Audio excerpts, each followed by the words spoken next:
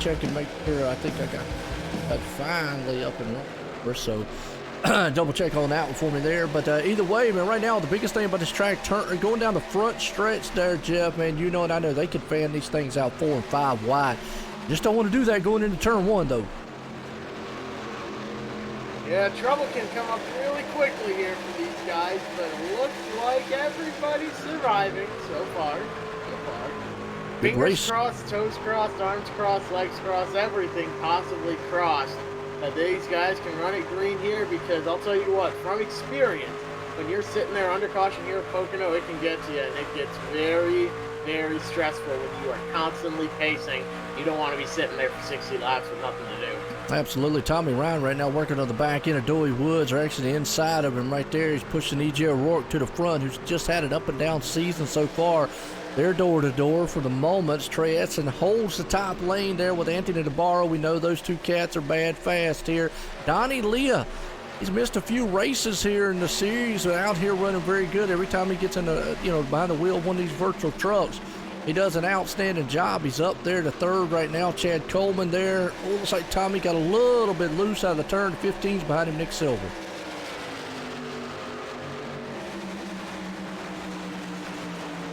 It's a good battle going on back there around 10th place spot, ain't it? It is a good battle going on. Tommy Ryan having a good run as well here. He's sitting there and he's battling with Doy Woods into the inside of Doy.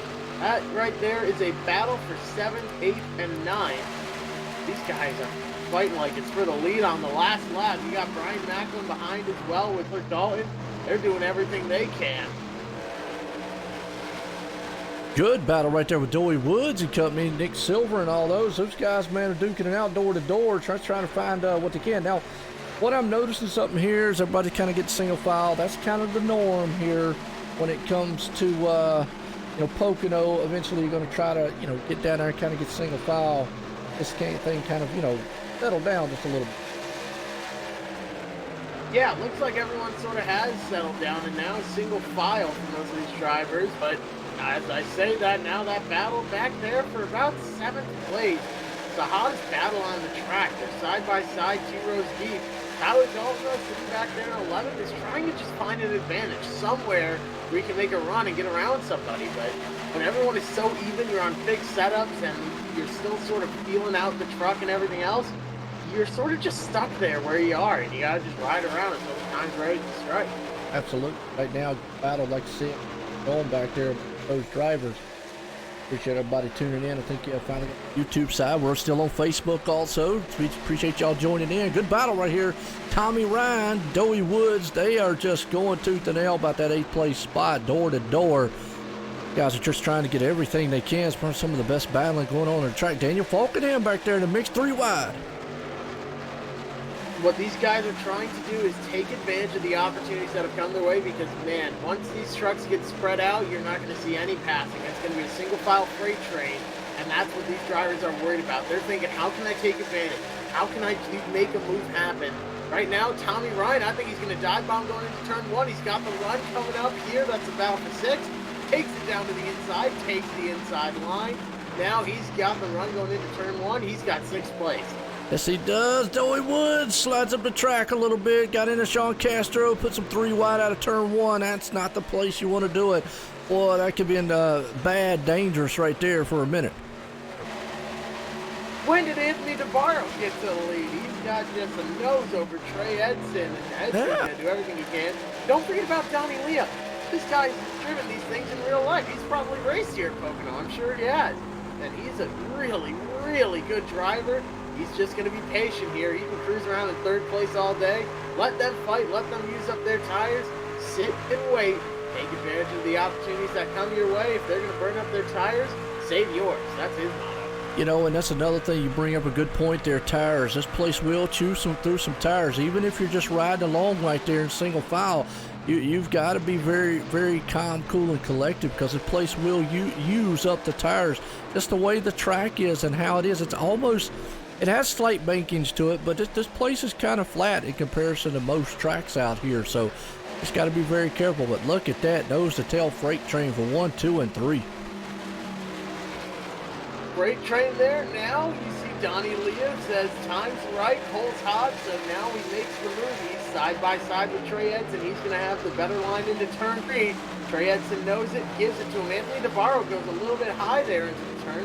Now he has to block and come down the track and use up a little bit of his tires. Donnie Leah slides into second place right behind Anthony DeBarro. He could have a run going into turn 1. He's coming with a full head of steam. Yeah, it is right now. Man up front. Here he goes. Donnie Leah's going for the lead. He's going to try to see if he can't pass Anthony. He's got the run on him. Inside, takes it. Smooth move right there. That right there is the working of a NASCAR driver. He's got the experience. He's got the talent. But he could have the competition, as Anthony DeBarro says, I can make that move too. He's going to be side by side. DeBarro into the tunnel turn to the inside. Let's see if Donnie Leah pulls a slide job. No, he's going to keep the run going on the outside. Here comes Trey Edson, 3 wide for the lead.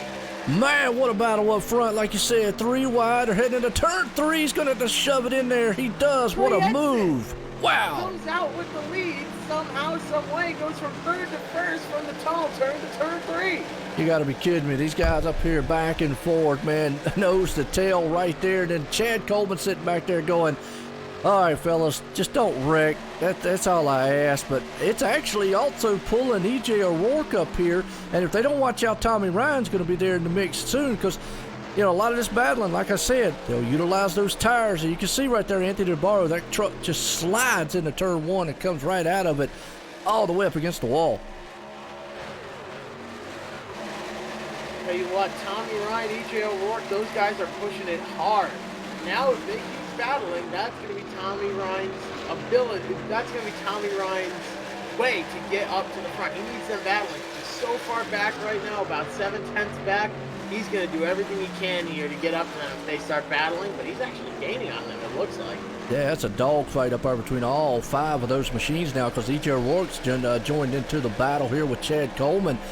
And, you know, Chad's sitting back there going, well, I was by myself. Next thing I know, I got trouble behind me. Trey Edson, though, it looks like they're settled down for the moment. Go back here in the back here a little bit with Ryan Howard, Nick Silver. There's a good little tussle going on there. Good battle back there is now they're single file from 1st to 6th, 1st to 7th. Actually, really, pretty much everyone here. All the way back to about 10th. First side-by-side battle is for 11th. Props to Daniel Falkenham. Look at his right rear. He's got damage there. It's bent up. I can promise you, that is definitely impacting the way this truck is performing. He is suffering through that. Once you get damage here, man, you got to just soldier through it. He's doing a great job. Battle up front for the lead. Trey Edson loses it. Now out front, Donnie Leah with an aggressive move. He wants that lead to the New Rochelle Toyota. He's out front once again. But don't look, Anthony DeBarro's coming with a full head of steam, but Trey Edson pushing. Man, I see that, boy, the kick-ass machine there. Trey Edson, boy, definitely doing some kick-assing up front on Anthony DeBarro. And, hey, those 3 machines up there just not giving an inch on each other. They head off into turn 1. Boy, they are right there, nose to tail. The draft does play a factor here. It's a big enough track to get enough straightaway speed that they can utilize that draft here, Jeff. Again, nobody wants to give an inch. Nobody wants to give the tiniest bit. It's all take for these guys. And we'll see who's able to take the most without wrecking the truck. But, man, I can tell you from experience, that does not end well when everyone's getting greedy. And how long can you keep this up, too? That's the thing. I mean, we definitely got 60 laps on the board here tonight at Pocono here for the Kick-Ass Beef Jerky Truck Series with the Sim500. And now we've got what was a 3-truck battle. It just turned into a 6-truck battle as Tommy Ryan's joined the party up front. But these guys right now, like you said, it is all take, not a lot of give, because Anthony DeBarro right there is just not giving Donnie Leah any breathing room. He's looking for the lead. Yeah, and he's going to have to run on corner exit, but he got a little bit sideways, and that's going to allow Trey Edson to get side by side. That's going to kill DeBarro's run going into turn 2. Now Edson is going to be side by side, stuck up on the outside. Here's DeBarro thinking about sticking his nose on the inside. Donnie Leah drives it in hard and says, that's not happening, son. He's going to pull away. He's got a couple car lengths now. Looks like Donnie Leah saved his tires for a couple laps, and that could help him. But DeBarro drives it in deep into turn 3. Donnie Leah catches the turtles down there on the inside. The bumps, And now they're going to be running down the front stretch. It's a great battle up front. And E.J. O'Rourke takes over the fourth place spot there, passes Chad Coleman. I was about to say Chad is going to have to either start figuring out something he needs to do and get up there. I know he wants to be patient and wait right now, but boy, these guys are just, there's no patience among these top 3 or 4 drivers. Donnie Leah, Anthony DeBarro, Trey Edson are all chewing each other's tailgate up. I mean, I know we got some awesome battling right behind them too. I mean, they're Jeff around about the 6th, 7th, 8th place spot. I mean, we got some good battling going all. Normally, we don't see this kind of racing here at Pocono. They get kind of spread out a little bit. But boy, tonight, these guys, ooh, they put on some action. I'll tell you what, and the thing I'm noticing the most right now, Donnie Leah and Trey Edson are making the outside work. The 3 wide for second. Here comes E.J. O'Rourke, sticking it down to the inside, catching the grass, almost catching Anthony DeBarro. Maybe he even did a little bit. They're both slideways on corner exit. Now it's a 4-way battle for the lead. All 4 drivers. Donnie Leah takes it down to the 3rd lane from the wall. He doesn't want them getting the draft, but that's going to kill a lot of his speed going into turn 1 here. E.J. O'Rourke looking to the inside of DeBarro. They're side by side for second, and Donnie Leah is folded hands praying that they stay side by side for just a little bit longer so we can break that draft. Boy, and right there, Tommy Ryan's come up into the mix, but you're right, all 6 of them trucks right now, it looks like a Talladega party here at Pocono as they are side door to door into the turn. Trey Edson, or Donnie Lee, excuse me, still leads it. You've got EJ right there on the inside, Anthony on the outside, Tommy's behind him, Trey's behind him, Chad's sitting back there going, I have no clue where to go. It's a race up front. And watch Donnie Leah here. What I'm most amazed by is his brains behind the wheel. When he sees one line getting a run, he jumps to the other, gives the weaker line a little bit of momentum to keep them side by side. He is out here playing games and trying to get these runs going. He wants them side by side for second place. He wants them battling, eating up their tires. So if one line is dying and the other line's going to clear them, give the draft to the weaker line, give them another little bit of steam, and keep them side by side. Textbook drafting up front there to keep himself out front. Boy, E.J. O'Rourke got a little bit wiggly there, got up in the side of Tommy Ryan, was able to hold on to it. Now they all get single file due to they're running up on a lap traffic machine here. We'll have to see what happens. Riding with Trey Edson, who's back in 5th right now, who's hanging on that spot. Everybody's single file for the moment. The biggest thing I'm seeing right now, Jeff, is, boy, these trucks just look awful lot of handful right now. They are kind of wanting to step out, get all kind of little, wiggly a little bit coming out of the turns. They don't look as stable as they normally do. You're right, and one guy we haven't mentioned yet that's now caught this lead pack that's about 2.5 seconds ahead of the trucks behind him, Chad Coleman, has now caught up, and he is biding his time, lying in wait, as they are now going to be battling for second place. Tommy Ryan up to second. Look at Donnie Leah. Now he sees the outside line get strong. He's going to go down and pull Tommy Ryan a little bit. Tommy Ryan's going to get a draft. They're going to stay side by side going into the turn. Leah goes back up to the outside to kill that run. Now pulls Tommy Ryan on the inside. DeBarro has a weak run, so Donnie Leah's going to be at the wall. He's helping the weaker line to keep them side by side. Absolutely. Textbook up front, like you said, by old Donnie right there. What's up, Toe? How you doing? Oh, checkered flag's out. Oh, checkered flag. Caution flag out. Well, I got ahead of myself there on that one. Caution flag's out. Richard Beasley, unfortunately, around on it. Let's go back and watch what happened to him. He was side by side back here with Nick Silver, but man, I tell you, that lets those guys up there cool down just a little bit. Because, they were hot and heavy. Now, think about it, I was about to say as we're watching this replay real quick here, Jeff, that second pack was catching them, so it was about to be a full pack race up front. Still watching this replay here, and quite sure Richard was right there. Oh, looks like him and Nick Silver just got together in the turn. Nick was able to hang on to it, but unfortunately Richard Beasley went on around. Their tires. Here's the thing, Jeff. Remember, they have the tire limits. And I need to go and read how many. I think they've got either 3 or 4. I'm going to go with 3. I'll double check. But with that said, do you come in for tires now? Absolutely.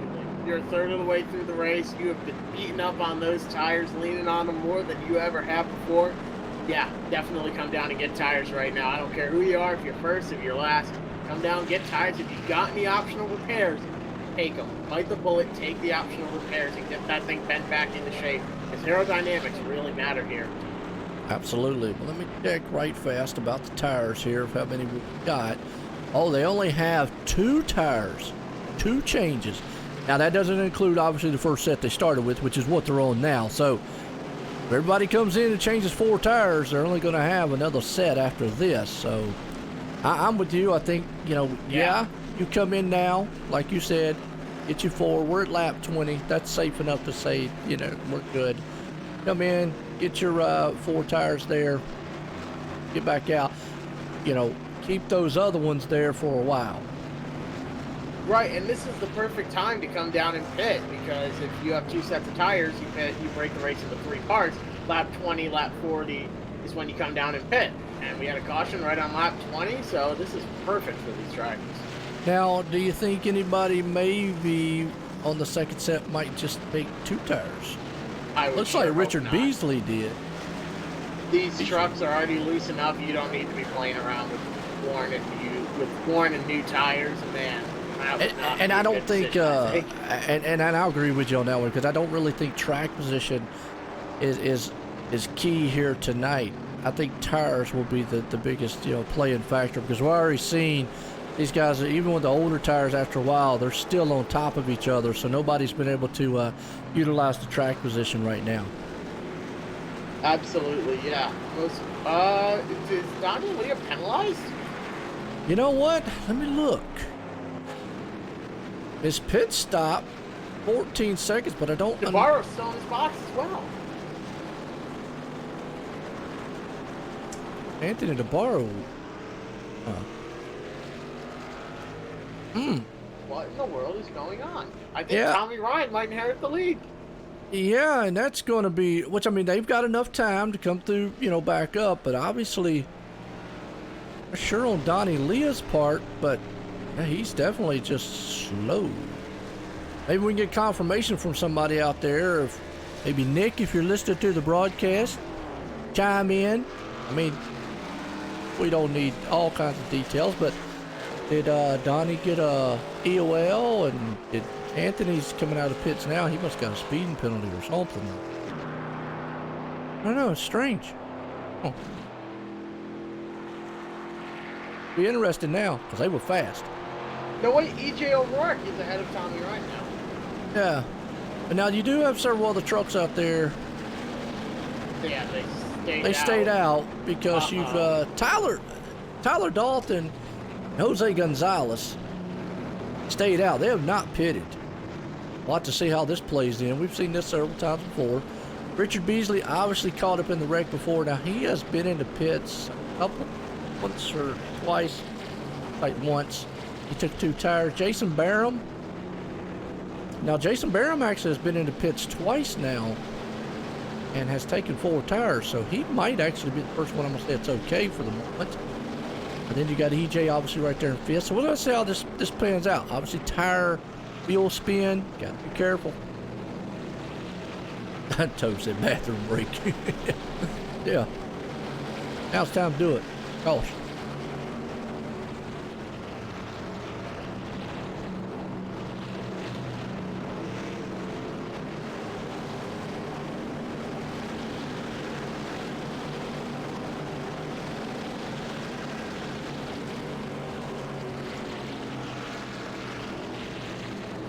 Just trying to look, they obviously got the weather dynamic, 100% fuel. So as far as fuel goes, fuel shouldn't be an issue too much here.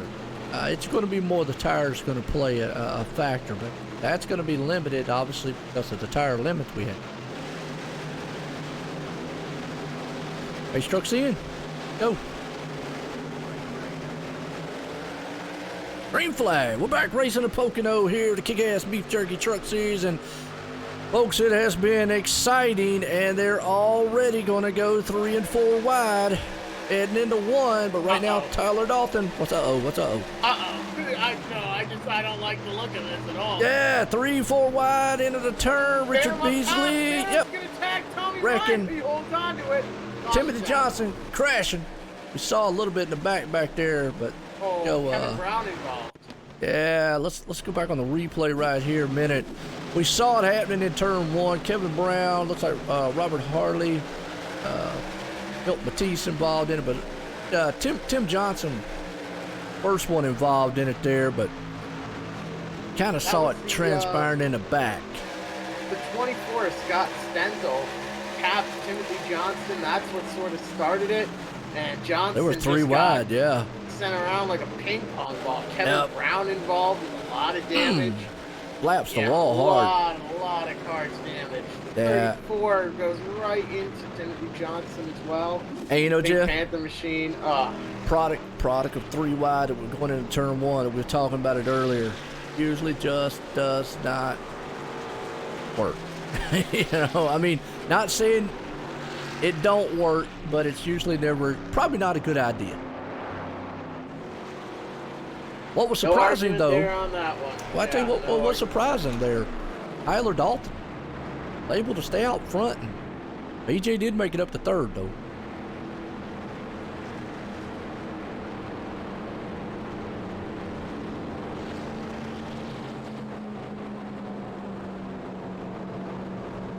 All right, it's been a good one so far. It just looks like these trucks have been very, very much of a handful out here right now. I mean, I can see it. Especially on cold tires. They're going to be really hard to control. They're really loose. You have to build up the tire pressures, build a little bit of heat so you can lean on them. But right there, yeah, you're in trouble when you're on cold tires out here. Yep. So they're going to have to let these things get up to pressure just a little bit and see what they got going on.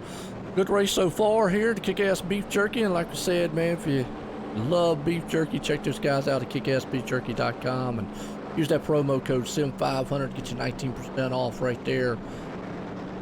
Oh, I tell you, are you seeing anything out here that you would do different on this track here tonight? I would not race Pocono. I hate this track.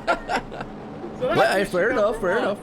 Issue number 2, these guys are just over driving. They really are. They have to build speed up in their tires. They have to be a little more patient. Otherwise, it's going to be a long night for these drivers. We're not even halfway, and they're racing like it's the last lap. All right, good call on that one. And that's fair enough on it. Some people may love tracks and others. I've raced Pocono several times, and I'm like you. It's kind of one of those love-hate style tracks because the way you have to kind of race this place. And I think it's due to the fact, and even in real racing, when they say they set up for this track, you really can't set a car or truck or anything up to this kind of track for the whole track. You really have to set it up for one side or the other. You either set it up for turn 1 and 2, or setting it up for a low style downforce, or you're setting it up for turn 3 to come out. It's so unique in how it's configured and how you have to set your cars and stuff up. So obviously they don't have to deal with that here being a fixed setup, but with that said, how you have to drive this is just sometimes really, we haven't even talked about this either. Shifting. Some guys shift going into turn 1, some don't. Well, yeah, I mean, some guys set it up for just one part of the track. We're Coney Setup Shop, we set it up for the whole thing, get you to victory. But yeah, shifting is a big thing here. Shifting in turn 3 as well to help slow the car down, save your brakes. iRacing really does model, though, the heat buildup in the tires. If you're on your brakes a ton, you're going to heat up those front tires, and it's going to be plowing tight on entry. You have to be smart here. So if you use the engine to sort of pull the car back by downshifting instead of using your brakes, yeah, you can have an advantage here. But at the same time, you're working that engine a whole lot harder. You got to be careful. Yeah, you're right. And so you just definitely got, like you said, just got to be careful as the way this thing modulates around the track. So, well, I imagine some of these guys, man, might enjoy this place. Some are probably saying, can we just go hurry up and just get on out of here, you know? Right now, it was Donnie Leah early on. He was loving it. Have to see if he actually can step back up, but y'all got an idea why. He's back in 19th and Anthony DeBro's back in 24th. Not sure why they're back there. And Tony says, let's go Dirty Dan, put the pedal to the metal, and Dirty Dan would... Who exactly? Who would that be? Trying to figure out which one that would be.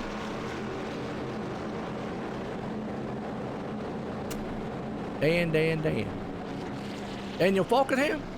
Maybe. Oh. Let me know out there, Tony. Who you talking about, man? Speaking of Daniel Falkenham, he's up there in 5th right now. Yeah, he's doing a great job. All right. Well, it looks like, though, EJ's going to push it up to 2nd. Jose Gonzalez, always got to call him Speedy out there. I love the man. He's, if you're in I think it's the Jamaican area. If you're in that area, he actually has a food truck, folks. So he runs around with, and that's awesome. He says he makes some of the best meatball sub sandwiches around. So awesome.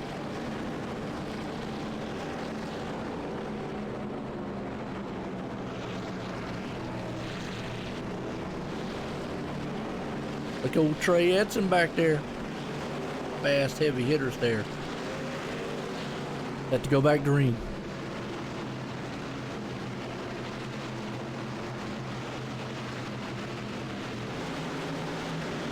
Pace truck. To duck off. It's back going. And green flag. Jose drops the hammer. We're iRacing at Pocono.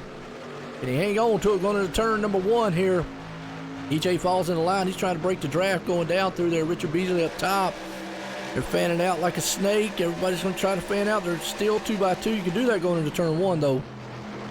And look who's out front. Jose Gonzalez. There he is. Problem is he's on old tires, so we'll have to see just how long he is. I don't think it's going to be for a short work here because EJ's got those new tires. Him and Trey Edson should just have to take that inside lane and overtake him, but I know he's probably looking at maybe a caution or something's going to happen out here. Either way, EJ O'Rourke, I got to give my hats off to him. The guy's just not had the season he wanted. I mean, right now he's got Trey Edson chewing up that back bumper. They got a tailgate party happening up front. A lot of good racing going up front. Jose Gonzalez dropping like a rock, unfortunately. But EJ O'Rourke now in the lead. Here comes Trey Edson. Bump number 1. Get ready. Bump number 2. Give him a little bump track. Here he comes. Let's see. Knock. Open up the door. Shut it back again. EJ O'Rourke drives it hard into turn 1. Really wheeling that thing. Going to carry a lot of momentum down the backstretch, but not enough because here comes Trey Edson again. Here they go down the backstretch heading towards turn 2. Knock. Let's see if the door is open this time. No. Once again, EJ O'Rourke defending. He's not going to let Trey Edson get around him. It's going to be a hard-fought battle as now they're going down the tunnel straightaway towards turn 3. Here he comes. Knock on the back bumper. Still not a chance to get around. Yeah, and the biggest thing, too, here is you see him. That's an awesome bump drafting he's doing right there, but you got to be careful on these turns. You don't want to, catch that bumper, but right there down the front stretch, he is pushing EJ out front right now. Now, here's our word we love using week in and week out, momentum. This track definitely is a momentum track.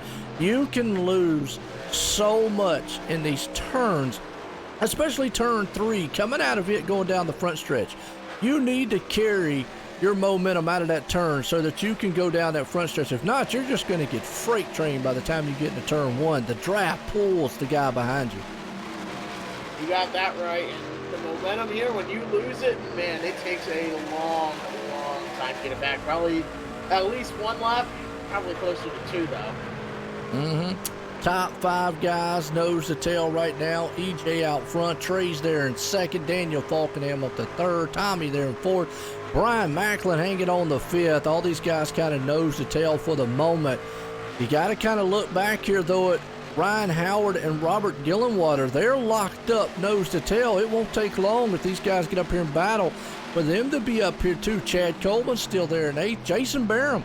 We've missed him the last several weeks there. And look at that, Scott Stencil and Shane Ewing, and that old mom's out there, man, watching. Got to wave at old mom. Hey, Mom, how you doing? Hi, Mom. Yeah. And look who's back up to 12th place. Anthony DeBarra. Where'd he come from? don't know where he came from, but here comes Tommy Ryan. Halfway through the race, he wants the lead. He has the nose in there, thought better of it. No need to push the issue at only halfway. EJ O'Rourke still defending that bottom, defending that inside line with everything he's got. Tommy Ryan, though, slides into second, kind of, sort of. He's got Trey Edson up there on his outside. But I think Tommy Ryan's going to have the run going into turn one here. Let's see if EJ O'Rourke gets a great bump by Trey Edson. He's going to be able to defend. Now, I was noticing up there while you was telling us that is back in, if you look at Anthony DeBarro's truck, he got some major damage on the right side of that machine. I'm not sure where he got that damage from. Oh, yeah. Hold on. Let me do some research. Yeah, I don't remember when he got it, but that could explain why that pit stop was so long before. He could have took some optional. As far as Donnie Leah's still up to 16th trying to modulate himself. And actually, hold up. Donnie Leah's got a lot of damage on the right side of his, so did they get together? Yeah, I don't remember when they didn't get involved in a wreck back there, so. Oh my gosh, that's the worst net code I've ever seen. What happened? What lap are you looking at, or what you looking at? Lap 23, DeBarro is fine, and then the truck's just destroyed. Fine, destroyed. So I'm wondering, and obviously, folks, what we're talking about here, we are in a virtual world, and sometimes, you know, some weird stuff can happen. Basically, we're looking at the damage there on Donnie Leah and Anthony DeBarro. Now, I'm wondering at this point, from what you're saying, like right there, is in fact that maybe it's more of a visual thing than anything. And that can happen, folks, out there. We're in a virtual world, so anything weird like that can happen. It not actually be physical to the truck, and that's why Anthony's able to bring things to front. Actually, he's falling back right now, but I don't know if it's visual or it actually really was contact there, like you said, a net code style contact, and it has damaged the truck to where they're just so far off the pace now. But we'll keep our eye on it as the race goes on. He's really not that far off the pace. He's only a 10th off the leader, Tommy Ryan. Yeah, so that's what I'm trying to. That's what I'm thinking is. I don't know if it may be just a visual tile thing, but we'll keep an eye on it. As look who's out front, Tommy Ryan.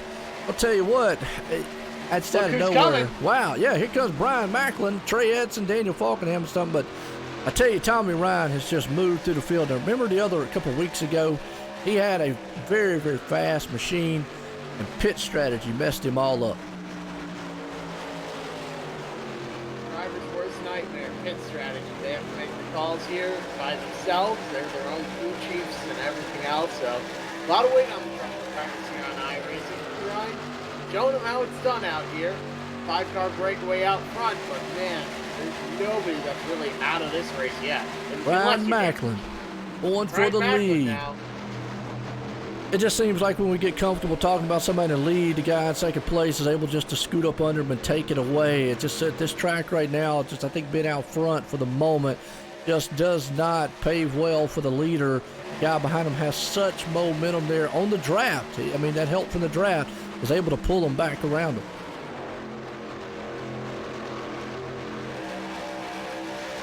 But it makes it exciting for us. That it does.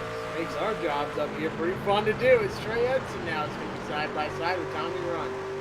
And you talk about the damage there on Daniel Falkenham. He has a slight bit on the front bumper there a little bit. You see that side on the rear you're talking about. So maybe it looks like maybe he might have tagged the wall coming out, which is very easy to do here, especially turn one going through there coming out. It's very easy to get that truck just to kind of slide up the track, bump the wall a little bit. So what it kind of looks like on his end right now, he's working over Tommy Ryan, who's on the outside there. Trey Edson's on the inside. It's a good battle round for about second, third. Yeah, Trey Edson working the inside, trying to get the run here on Brian Macklin. He's going to have it going into the tunnel turn. Daniel Falkenham right behind him. Going to be pushing him, pushing. He's going to try and steal second, I bet. But Falkenham has to check up a bit. He's still got a good run, though. There's EJ O'Rourke as well as the 33 of Ryan Howard. Where did he come from? Out of nowhere. I'll tell you, Daniel Falkenham, though, is going to take it door to door. Here comes EJ, Ryan Howard, like you said. We got a fight up front. Chad Coleman, and look at that, Robert Gillenwater's there. They're gonna bring Jason Barham up to the party here soon.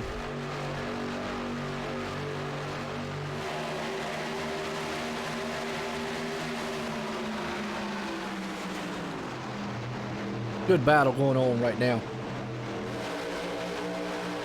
Amazing battle going on here for third. Buckingham down on the inside, and up on the outside, Tommy Ryan. They're still side by side going down the backstretch. Right now, up front still, Dahl Trey Edson out front. He's got Brian Macklin right there tugging at his back door, though. Tommy Ryan, Daniel Falkenham and company. Let's see, let's go back here to Scott Stencil. He's hanging on to 10th place. Shane Ewing there. He's got Nick Silver trying to help him to the front. They're 11th and 12th. Donnie Leah, just give you an update, still hanging on to the 17th, and Anthony Navarro's falling back to 15th. Anthony is dropping positions. I don't know if that damage is affecting him or not. An awful lot of damage to him and Donnie. I mean, it will, if it is truly damage, not just visual. I mean, Jeff, you know and I know that will hinder them on these straightaways and whatnot. Oh, for sure. Damage to these cars at a place like this is killer. I mean, it's like Michigan. It'll absolutely ruin your run. Yeah, and it looks like he said that truck's gotten a lot tighter than it was. You saw him right there going to the turn. Come out of turn one, that thing just went sliding way up the track. So, from my understanding, from what I'm seeing, it might have bent the toe in the front, but right now Donnie Leah's going up underneath him. Unfortunately, it's two of the fastest machines. It'd be interesting, and maybe if somebody out there could let us know on listening or whatnot. Hate to see it. Like I say, two of the fastest machines out there running, but I tell you, they've had a battle up front. Tommy Ryan still hanging on to third. Trey Edson out front. Ryan Macklin there in second. It kind of calmed down a little bit single file, except for old Chad Coleman. He says he wants another position. Yeah, he's hungry for more. Everyone out here is hungry for more, it seems. Everyone's driving as hard as they can. I think Tommy Ryan might be shaping up for a run on Brian Macklin. But Brian Macklin, he's proven why the windshield's bigger than the rear view, and he's only focused on Trey Edson, trying to get a run going into the tunnel turn here. Not going to be able to make the run. Maybe into turn 3 he'll be able to point something. EJ right there on the inside of Daniel Falkenham, trying to see if he can't slither in. Can't get it done. Has to fall back in line there, in between him and it looks like old Robert right there. So EJ's still having a fantastic run up to 7. Like I say, his year's not went the way he's wanted it, but he is always in the fight sometimes. Just sometimes a little bit of bad luck here and there, but hey, no harm, no foul. Good to see old Jason Barham back out. Not sure where he's been the last several weeks, but you know, Mr. Kickass Beef Jerky himself back up there. And look at Tommy Ryan going back for second. Side by side for second place, and now he's going to have a great run off the corner. He's going to be clear of Brian Macklin. Let's see if Macklin's going to try and make a move going into the tunnel turn. Maybe he can make something happen. That's going to be tough to do because Tommy Ryan is catching Trey Edson with a full head of steam here. He goes to the inside. He decides to pull the trigger, make the move. Now he's down low. He's not going to be able to get the run off Trey Edson with a textbook run off turn 2. Uses that high line, the speed to his advantage. Now he's got a great run down the backstretch. Absolutely. I'm going to go ahead and call it right now, Jeff. If there's not another caution, if this thing goes green on out, you're not going to see these guys pit, because at this point, as close as they are and the way that it's really hard to pass up front, there's no way to make up that time. So I'm going to say, unless there's a caution here, you're not seeing these guys fall off the pace too much. I mean, look at this race up front. Wow. I mean, they're just beating and banging on each other. Yeah, they're really leaning on each other. They're not afraid to show why they've got those big bumpers on the cars. And a good race amongst all of them there. I mean, hard racing between them, but definitely giving each other plenty of room. But to love to see the side-by-side action. Tommy Ryan up front. They definitely have enough fuel to take this thing to the end here. Tires would be the only problem, but I just don't think the tires are going to fall off. Well, they're not showing that they're falling off. Let's just say it that way. Yeah, what I'm really amazed with in this league is how clean the driving is, how respectful everyone is. They race so hard. Everyone is in it to win it every single lap. But man, you'll never find a group of people with more respect for each other. And from our perspective up here in the booth, we love to call it because it leads to some of the best action.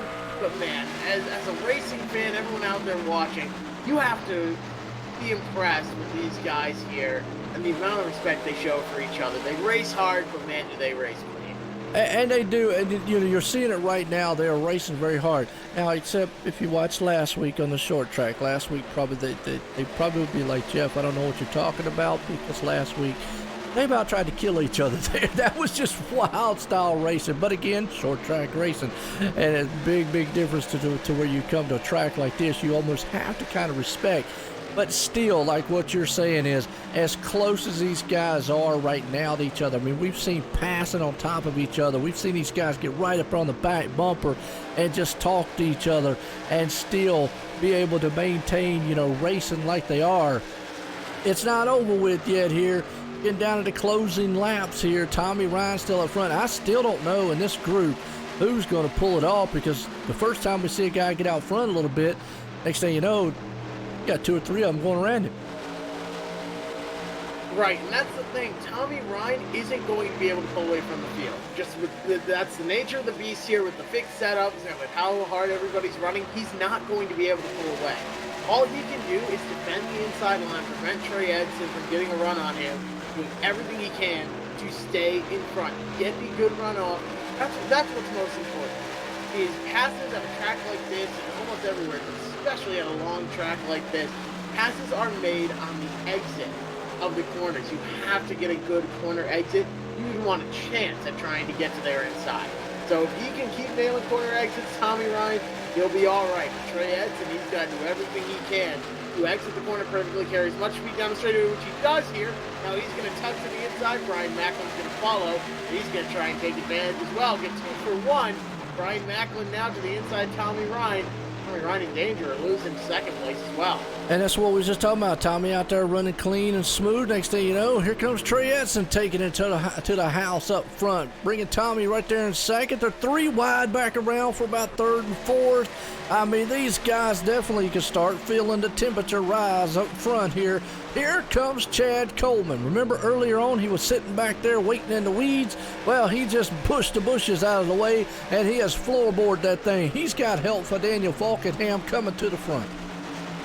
Yeah, he really does. Take a look at him go, and you've got Ryan Howard there as well, but Chad Coleman putting on a show, showing why he deserves to be running up front with these guys.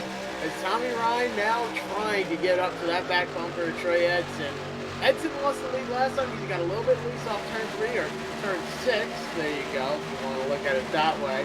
But he got a little bit loose there, and that's how Tommy Ryan took advantage. Let's see if he's able to hold on this time. You know, you're making all the young people look bad, right? I'm just saying. Why is Charlotte a 4-turn racetrack, but this is a 3-turn? It just doesn't make sense. Because it's a tricky triangle. Yeah, it can be shaped like a triangle, but that doesn't mean that it has 3 sides. But it's 3 turns. Straightaways. 3 turns. Yeah, well, by that logic, then Charlotte has 2 turns. And Kentucky and Kansas and all these other places have 2 turns. No, you don't. How do they not? Because you go into 1, come out of 2. Yeah, you go into 1 year, come out of 2. Yeah, you come out 4. Oh, because 1 is 1. I'm just saying. You're just there's wrong. An argument that could be You're made. wrong. There's an argument that could But be you're made. wrong. Fine, it's a 1-turn racetrack then. If you want to play that game, turn 1 never Look, ends. It just sort of like I said straightens before, out. he's been drinking the wrong orange juice, folks. He'll be Wrong all right. White Claw. Yeah, right. That is White Claw. Yeah. Maybe I'll go grab a White Claw. There you go. Well, I'm tell you what. After this Straight race, up some of into these the wall. guys in the wall. Yeah, he caught them all there. Oh, okay. That maybe going to open the door for Tommy Ryan a little bit. I'm going to tell you what, though. You talking about the White Claw. Some of these guys after this probably going to grab one because as hard as they're battling and fighting up front, I mean, I'm still, I don't know who in the world's going to pull this off. I mean, Chad Coleman's right there. Look at this 3-wide battle right here with Daniel Falkenham. You've got Robert right there and Doey Woods. Well, now he's a lap down, but he's up there in the mix too. E.J. O'Rourke, I mean, good night. I thought we was at Daytona. Oh, man, yeah. Man, I don't know where we are. We're on a great race. That's for darn sure. We can't even agree how many turns there are at this place, but we can agree this is some awesome racing here. Tommy Ryan is now back up front, but Chad Coleman is a big run. Ryan Howard coming, I'm sorry, that's Trey Edson coming as well, but Ryan Howard lurking in the weeds, trying to make something happen here. I tell you what, if I was Chad Coleman, I think I'd probably would want to sit behind Tommy Ryan, because everybody that's got out front has not been able to hold there. And Doey Woods on newer tires, you can already see what that does. He's just going to shoot on by, and that's a good job by old Chad and them. Just let him go. They know he's way, way faster than these guys up front. Don't want to impede him on trying to get the lead. He's got his nose right there. There'll be a drag race to the line. That would be Tommy Ryan would have had that by inches right there. I think that's maybe what we're about to see here at the end of this race. I'll tell you what, you got me thinking about that White Claw. I'm going to get a White Claw knockoff called Truly. It just sort of showed up in my fridge one day, but okay. It's pretty good. It's not truly a drink, and it's been truly a great race. There you go. It has been a phenomenal race so far. I mean, normally you come to Pocono, and I've heard people in real life go, man, Pocono, really? These guys have just upped the ante here as far as, what this place is all about. They've raced hard here so far.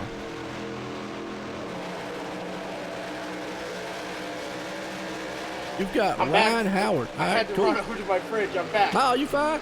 But like I said, I mean, where's Daniel come from? Now he's running next to me. I know. It just seems like every time we turn our head, the guy out front's there, and the next thing we know, boom, and Ryan Howard there. And I gotta shout this out. I love Diet Dr. Pepper. I love Dr. Pepper in general. And I was watching I wasn't watching, but it came across as a feed the other day. It said something come up, said, due to the pandemic, there's a shortage of Diet Dr. Pepper. And I'm sitting thinking to myself, thinking to myself, what? The doctor's out or something? I mean, come on. But how do you run out of Diet Dr. Pepper? How does that work? Well, it's Diet Dr. Pepper. Well, the Dr. Pepper, but I mean, how do you Dr. Pepper as a whole? Yeah, I mean, it's like, how do you run out of that? I mean, really? I don't know. I'm glad they have strength. I'm glad you're gonna love this. Blueberry and a cotton. Hard seltzer. Blueberry and cotton. It's fantastic. That's some northern stuff. I'm drinking sweet tea. I think it's 3 wide here. Where's the sweet tea? Dude? I got it. Well, that's a lap car right there, the number 5. But obviously you see what the newer tires will do over this. But what that does behind them there puts Tommy Ryan and Daniel Faulkner. And you can start to see what I'm seeing now with these drivers up here. You can see the trucks are getting a lot harder to drive. Remember the tires, they've been out there. They're going to take these things to the end on tires, but you can start to see these things are becoming a little ill handling. Oh yeah, they are really struggling to fight this finish. And it's starting to spread out a little bit, because I think what we're going to see now till the end is guys who can handle these machines. I mean, right there, you're seeing Ryan Howard come to the front, and whoa, wait a minute. Talk about a turn. Never mind Trey Edson, EJ Robert, and Scott all on pit road. I would not have thought with 11 to go, they should have enough fuel to go the entire distance. Why? I think that's a desperation move, because their strategy is they're going to be on a couple lap older tires, but they're going to have that track position. At this point, it's win the race or die trying. Yeah, absolutely. What they're going to do now, if there's a caution in the next 2 or 3 laps, which is pretty reasonable with how loose these trucks are getting, they're going to be out front. They're going to be in first place because everyone else will hit. That's do or die right there. That is win it or spin it, Yeah, and I'm going to agree with you, because there's no other explanation of why. Because like I said before, with 20 to go, you pretty much made your bed's going to lay in, and you're going to have to go the distance, which they can with what these are. Obviously, we do see, and then there comes Daniel Falkingham and Chad.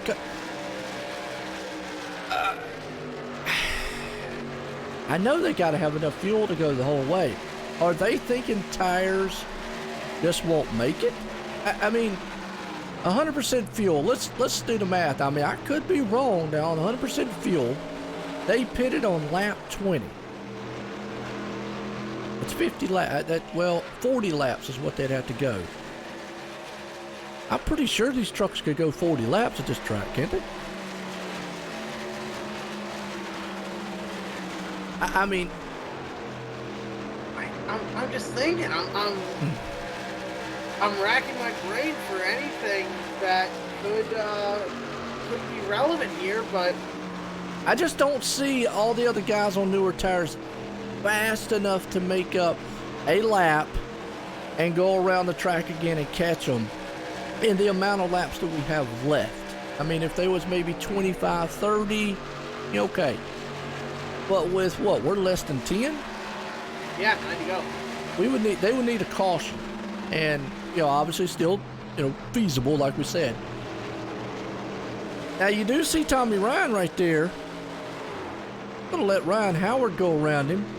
Shane Ewing's coming up. and I could be wrong on the fuel thing. I just feel at 100% fuel, they should be able to do the 40 lap mark.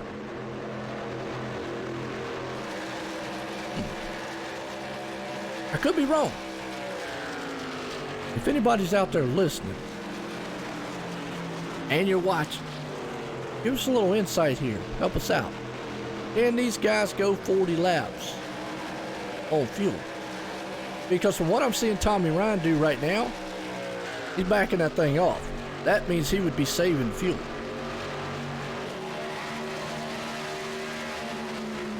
Because he let Ryan Howard go. Yeah, he could be saving, could be clutching it through the brakes. Yeah. Obviously, we see what their two strategies are. At this point, I'm pretty sure it'd be safe to say that they're not coming in. They pretty much have been like, okay, look, we're out here for the long haul. So, Donnie Leah is in. I don't know. Go back to Trey Edson and see where he's at here. Let's see. Trey is up to 10th right now. And 8 to go. I don't think he went a lap down, did he? Trey didn't go a lap down, did he? I don't think he did. I don't think so, no. Okay. Well, right now he is 32 seconds behind. And his last lap was a 55.72 to a 57.83, running respectively seconds faster. I don't know that he makes up that gap. That's going to be close. I don't know, man. This is where the money gets made, right? Now, yeah. Banking on I know. Or it's the opposite of what happened before, and they are also banking on a caution and will use those fresher tires to carve their way through the field. I don't know. It's entirely possible. Well, the longer it goes, obviously it does not play in the hands of Ryan and Tommy with the caution. I would think they would need to like the caution now, because if they get a green-white checker, then they just won't have enough time to come through. I'm looking at his lap times, 55.84 to a 58.11. That's roughly, a little over 2 seconds. 29 seconds right there is the gap. Man, I tell you, that's going to be close. And he's still got to get around a lot of these traffic, so that's going to really hurt him just a little bit. I don't know.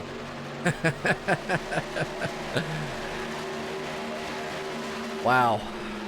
Gonna be close. Unless he just thought he was not going to make it on fuel. And then again, we're looking at Tommy Ryan and Ryan Howard making it on fuel. Obviously, Ryan Howard's not coming into pits. You 5 laps to go. You're not coming in pit unless that thing just runs dry. So I think Tommy and Shane Ewing's on pit road. Nick Silver's on pit road. Boy, I tell you, now I'm kind of getting nervous here, Jeff. Does Ryan and Tommy have enough fuel?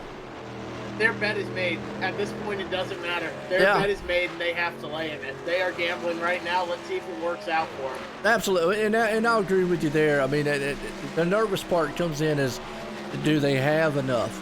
Obviously, I just don't think Trey Edson has enough time to catch him unless they've obviously run out of fuel. I mean, that's it. Now, Tommy might be playing the better game here. Let me explain something or chime in on this. Tommy let Ryan go, and I think that might be a smart move when never mind they're on pit road. Wow, why would you come on pit road with 5 to go? They had to have been out of fuel. That's the only explanation is that they would have ran it out, but I'm gonna tell you, they were banking on it. Either they were just running and hoping for a caution. Wow, what a turn! Yeah. Huh. Yeah, and you see Trey and Brian just gonna go blowing right by him. Right, they're going to now be battling. That's the battle complete. Brian Macklin and Trey Edson. Jason Barrow. What the hell? He's up there in third. Fourth now. Fourth. Yeah, Chad Coleman. So now does Trey Edson have enough to get Brian Macklin? It would be interesting to see, though, or to see, with one of these guys, just how much fuel they could go. I would have thought they'd had enough fuel. I mean, I really would have. Been an outstanding race, though. And look what Trey Edson's doing. He is just, I think this is smart. Trey's not trying to pass Brian, but he's letting him know, hey, I'm back here. I think he's going to slingshot him on the last lap. Yeah, look at that. Yeah, He's just pushing him. Right. If you want to win this race, you got to be in second place. That's just the way it is. And we've seen it all night long. Whoever's gotten out front really is just not the place to be. I think the momentum carries for the second place driver there. Now maybe he would like Chad Coleman to get up there and could maybe help him a little bit. Then it could hurt him, but we'll have to see how this plays out. Good run by Chad right there. And Robert Gillenwater, look at that, up to fourth. EJ back to fifth. Jason, good run by him, up to sixth. Daniel to seventh. Scott Stencil there in the eighth. Ryan Howard and Tommy Ryan still going to come out of this pretty good in the top 10 as of right now. So, really maybe not the winning move as far as the race goes, but again, going to come out with a good points night for him. Yeah, absolutely. And that's the thing. At the end of the day, winning races is great. But, man, I can't even talk. This truly hard seltzer's getting to me, man. I'm losing my mind. See? Telling you. Add water. Well, winning races is great, but winning championships is better. If you can put together a good points day, that's what it's all about. And like what you said there too, the old saying they used to say back in the day, like I said, you win the races is awesome to do, but consistency championships, and we've seen that many times back in the, obviously it plays really dividends back in the older style point system and whatnot. So, and right now, definitely consistency is paying off. Now Brian Macklin out front, and I think Trey is right there, and I know what's going through Brian's mind is, Trey's not even trying to go around me. He's going to try to make that move. White flag. Let's see what happens on the last lap. If Trey does, I got a feeling it's going to be out of 2 or going into 3. Have to see, man. I don't know. Where would you make the move at? Turn 10? Coming off. Going into turn 5 is where I would make the move. Yeah, you that's get that common core math run. you got going on. I'm an engineer, Joe. I know that. Yeah. I can count it, and I can notice patterns as well. Oh, well, there it is. Off 2. The ovals are going to be 4-turn track. Off 2. Yep. Off turn number 2. And I said in a 3. Exactly Yeah, I said it right there. It had to be out of 2 or 3, and he is. He's got to maintain the momentum. It'll be a drag race to the line. Who's he going to be? Is he going to hang on? He's got Brian Macklin wins by a mere inches. He pulled it off. Of a second. Wow. A hundredth of a second. Man, Jeff, what an outstanding race this was here all night long. Wow. Well, my hat's off to these guys here. What a finish to that one, too.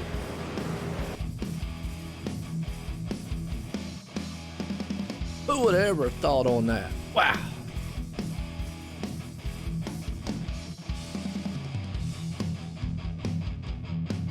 I tell you, if we can't get some of these guys up here and get a word with them, boy, I tell you, after that race, that was something else.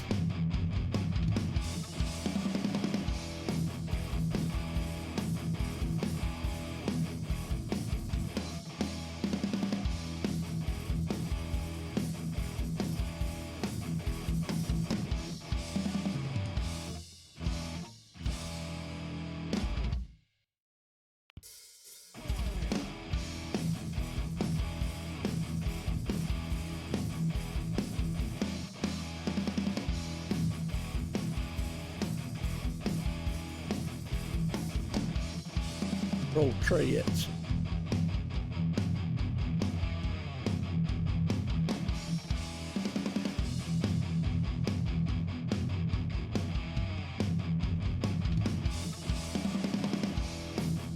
They'll come back.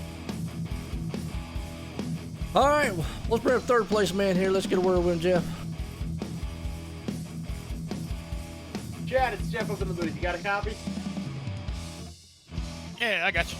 Now, it seemed like throughout the race, you were there, but you couldn't really find that next step, that little bit more you needed in order to get out front and lead the race here. What more did you need?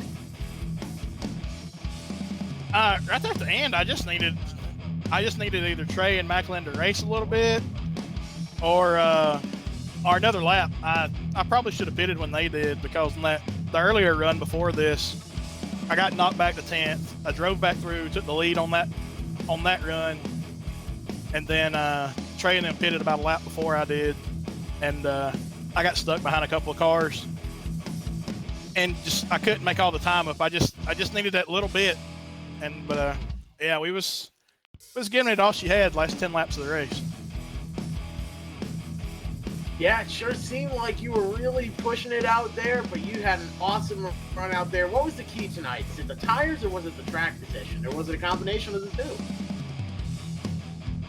Yeah, it was really a combination. Like I said, I got shuffled back that one time, and the further back you got, the truck got tighter. So you just have to, kind of look after the right front a little bit, and that's pretty much all I did for the longer runs. I just kind of took it easy for about 8 or 10 laps on the right front, and it came back to me pretty good. And then there's, like I said, right there at the end, I needed another lap. Or needed Trey and Macklin to start racing each other a little bit, just something. But me and Daniel pitted together, and Daniel got squirrely coming out of the pits. I think if Daniel wouldn't have got squirrely coming out of the pits, and I could have pushed him, or he could have pushed me, I think we'd have been there with about 2 or 3 to go. But it just happened that way, and those guys I came out around couldn't stay with me to push me, so it's kind of on our own. But all in all, it's a good race. Congrats to Macklin and Trey and everybody on a good race. Absolutely. Do you have anyone else you want to thank here for a great run tonight? Yeah, I got to thank everybody at Sim500, Nick Silver for putting up with everybody in the truck league. Got to thank Trey Edson for the paint schemes. He's the one that paints all my stuff. Everything looks great. And thank Jason Barham and everybody at Kickass Beef Jerky. Great product, Kickass Beef Jerky. Go to kickassbeefjerky.com, order some stuff up. Good stuff. That it is, and you can go celebrate with some tonight after that great third place run. Congratulations on it. Yeah, thanks, man. There you go, Chad Coleman, man, putting it up there in third. Like I said, good run by him. Let's bring this guy up here, Trey Edson, and just see if he had anything. Trey, within 100. You've been the bridesmaid a whole lot this season. You've been the bride a couple times this season. You're doing a really great job. Are you the favorite for the championship this year? I would say through this summer stretch, I think I've definitely shown why I'm the defending champ of the series. But the final race will come down to you know, you got to win. You're probably gonna have to win the race to win the championship. So I got to figure out a way to win more races. Daniel's figuring out that. So, but hey, that's I don't. There's some weird stat. I think I'm like 7 top 2s in a row. It's something like that. I have to look it up. But if you do that, you know, if you just stay consistent and stay around the front, then you're always gonna be battling for wins. So some are bound to fall your way. Absolutely. Now, we were sort of talking up here in the booth and saying what we would like, what would be our preferred position. Going into the last lap there, is the key being first or second place? You know, what's, from the driver's perspective, having been out there that whole time, what was the goal there? Did you want to be first or second? Well, when I got to Brian with, I don't know, what was that, like 8 to 10 laps to go or somewhere, I was just going to push him. One, because we're teammates, but two, the draft was just, I don't know what iRacing did, but man, that draft was just ridiculous. I mean, you guys could see tonight, you would get a good exit off turn 3, and then you could have 2 trucks on the inside line, like, I guess you could call it tandeming, and hell, they'd almost be in the lead by the time we got to turn 1, so it was, that was crazy. But I was like, I told Brian or somebody about halfway through the race, I think I took the lead, and I was like, man, this is like the one race where it sucks to be the leader. So I wanted to push Brian to get away from Chad Coleman. I knew he was catching us. He had like probably 3 or 4 lap newer tires, so he was just catching us by himself. So I wanted to keep pushing Brian and not get side by side and bring Chad into the picture. As you guys saw right there coming to the checkered, I mean, me and Brian ran side by side 1 corner, and Chad was right there ready to pounce. So I think Brian knew he was a sitting duck, but it helps that I'm a teammate and I was going to push him. So he helps me out all the time where he starts creating holes and stuff. So he's never won in this series either. So I kind of had that in my mind. So I was going to just commit to him until the final lap there. So I joked with him when he took the white. I grew up a huge, like, huge Jeremy Mayfield fan. So I took the white, and I was like, you're about to get the Mayfield bump down in 3, like Dale Sr. back in the day. So I was trying to play a little head game with him, but I don't think I would just flat wreck him for a win, especially not a non-chase race, if that makes any sense. Absolutely, it definitely does, and that's the sign of a great driver there, I think. You got a lot of respect, and we were talking about that up here in the booth, how everyone in the league has so much respect for each other, and it's really awesome to see. Now, I have to ask another discussion Joe and I were having up here in the booth. If Charlotte, with its 2 corners, can be a 4-turn racetrack, and, you know, obviously I agree that is a 4-turn track, could it not be argued that Pocono is a 6-turn racetrack? Yeah, I've always kind of wondered why they don't, like, if you have your entry, which is 1, like every track we go to, you have your entry, center, and exit. So there's usually like your turn 1 when you turn into the corner, and then turn 2 where you exit. So I don't know why Pocono wants to complicate it. It's called the tricky. Yeah, the shape of the track is a and triangle. It's called the tricky triangle ever since young man Jeff has not been up there. I understand both sides. I do think it's a little goofy that their motto is like, what turn 4? I think that's kind of lame, but tricky hey, triangle. There wasn't much tricky about it tonight except the draft, and then turn 1 had a hell of a bump if you entered kind of wide. I mean, the truck was slammed and plowed. Racing, though, I tell you. Yeah, I was thinking about halfway through with all this drafting. I was like, man, I bet they're having a good job in the booth, or a fun time in the booth watching all this craziness. Absolutely. So it was a fun race. I don't like the draft because you get the lead, and if like Donnie Leah was stupid fast, you know, but he couldn't check out. So I mean, that's kind of, it is what it is. Created a good race, so it was a little nerve-wracking. I think if we had like dynamic tracks or like some fake PJ1 looking stuff and you could run the second groove, I think that would have made it even more fun with the draft. That but with this track being the bottom just being so important on a 1, it was awful to go off in there and know you have to run that second groove. Tell you what. Absolutely. Who do you have to thank for that second place finish at the 6-turn racetrack? Let's see. I gotta thank you guys. Jason Barham. I think he had a pretty good run tonight. I don't know exactly where he ended up, but I saw him a few times. 6th. So that's a great run for Jason. He started 31st. He hadn't really been running every week, so it's good to see he's back. And then he returns with a top 10, so that's pretty badass. Actually, I'm gonna back that up because I'm gonna get a pun in here. That's pretty kick-ass. So I need to thank him and Kick-Ass Beef Jerky for sponsoring the truck. Joey, he wasn't here tonight, but thanks Joey, thanks Nick Silver and Sean Casto and all the admins that put all this together, all the sponsors that make this league flow. And I just looked at the schedule and got depressed because I hate Iowa, and that's where we go next week. You'll probably see Brian and Victory Lane again. If I'd have known that was where we were going, I probably wouldn't have been so nice and let him win. But yeah, thanks all them. Thanks to Brian, thanks to Justin, thanks to EJ, all the teammates, everybody, Scott Stenzel, everybody that hung out in our channel and worked with strategies and worked with restarts. And we'll hopefully get to, I think I've talked to you guys like 7 Wednesdays in a row, so that means I've had a good night. So hopefully we can keep that streak going. Absolutely. Well, congratulations on that second place finish. Best of luck to you at Iowa. That's a really fun track. I'm excited to call that race. Yeah, I'll be able to call that race. I just had a mini heart attack. I'm like, wait, am I next Wednesday? No, we're gonna be here calling that race, man. Iowa. Do you want to swap? Can you drive the 20 truck and I can broadcast with Joe? Because absolutely. Like honestly, I will take that deal and drive the car. I love Iowa.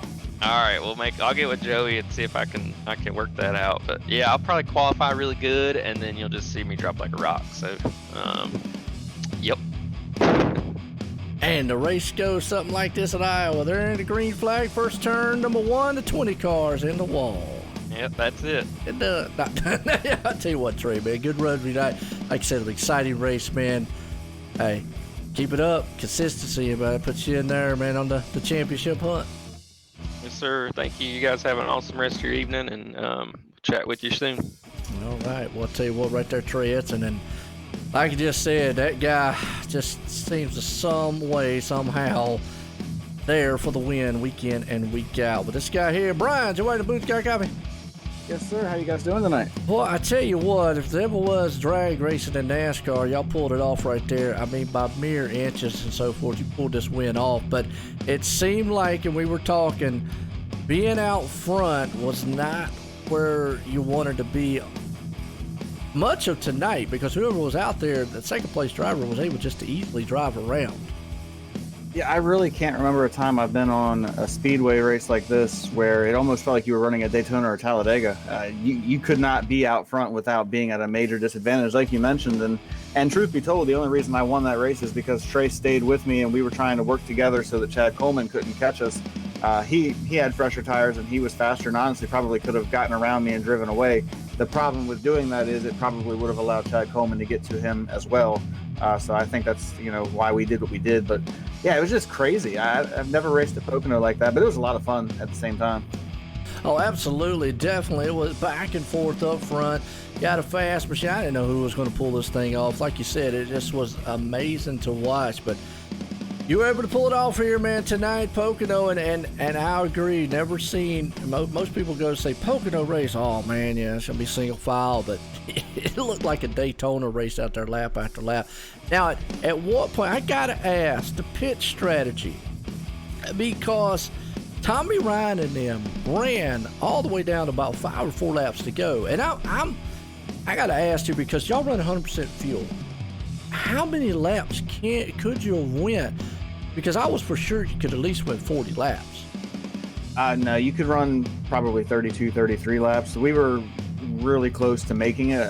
When we started looking at the fuel, Trey and I and all of us up there at the front, we were talking, and I know I was 3 laps short to make it to the finish. So I think that would have put us at running 35 laps in order to go the distance. I knew pretty much from that last caution that we were not going to make it on fuel, and it was going to become a pit stop strategy race as far as when you were going to come to pit road. And I was a little concerned about coming as early as I did. I thought maybe I came a little too soon, but at the same time, I wanted to leapfrog guys and get a little bit of track position because I had lost it with all the battling we were doing. I went from battling for the lead to being like 7th or 8th. And it was just one of those things. I got out front, and then luckily me and Trey were able to work together, and I just got really lucky on the last corner. Yeah, and like I was saying, it was puzzling us up enough there because I was looking, I was like, well, we really don't know how long they could go. And I'm saying, well, I'm pretty sure they could go 40 laps, 100% fuel. I wasn't 100% sure. Him and Jeff was talking about it. And we saw, Tommy and there was a Ryan up there, both go as long as they did. And I know after a while you can say, well, you made your bed, you got to lay in it now. Pretty much, I was thinking, well, they're going to have to go all the way. Then they pitted with about 5 to go, and we knew then it had to be a fuel mileage race. And lo and behold, put you and Noel Trey right there, nose to tail, and what a race it was, bringing it home. You won it tonight here with the Kickass Beef Jerky here at Pocono. Anybody you want to thank? Yeah, absolutely. First of all, this is my first truck win in this series, so that was pretty cool. Nice. Yeah, so I'm excited. I gave away a couple last year. I look back at the season last year, and I feel like I had at least 3 wins that I gave away, so this is really nice. It's kind of a retribution. As far as thanks, I got to thank you guys for doing the broadcast. You guys do a great job. I can't wait to go back and watch this. Got to thank all the sponsors here at Sim500, of course, Kickass Beef Jerky, because they've been on board with Sim500 for a couple years now. It's awesome what they do for the series. I got to thank all my teammates, Trey, for basically keeping me in that race. I wouldn't have won that race if it weren't for him. So I definitely got to say thank you to him and all my other teammates. We work together really well. And I run the Navy on here. I've got some family members that have served in the Navy, so I try to honor them by running this truck. So I'm going to just give a shout out to anybody that has served or is currently serving in any of our armed forces. Thank you for what you do. Absolutely. Well, I'll tell you what, my sentiments right there exactly on that one there. As I would love to see it and love to see you in victory lane. Again, congratulations on that win there. Brian Macklin putting it in victory lane here for the Kick-Ass Beef Jerky Truck Series tonight. So you guys have a good one. All right, there you go. Well, I'll tell you what, Jeff, man, what an outstanding race.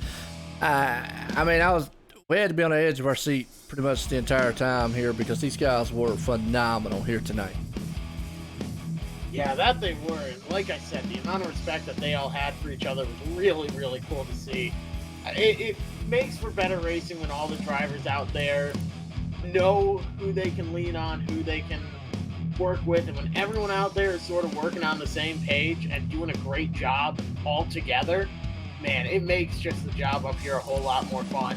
So props to them, for everyone out there. Jason Barham having a really great run, all the drivers out there that we don't get to talk about too much because this series is such steep competition. Man, there were a lot of drivers out there that really showed their worth and made something happen. So props to all of them. Absolutely, but I tell you what, and it was awesome to watch, like to say, stacked house, stacked field here tonight. Brian Macklin put it in victory lane for the first time here. That is awesome. I know he's ecstatic about it here. But, well, we're going to leave Pocono here tonight for the Kick-Ass Beef Jerky Truck Series. Hope everyone enjoyed it. For myself here, Jeff, and everyone, have a good night.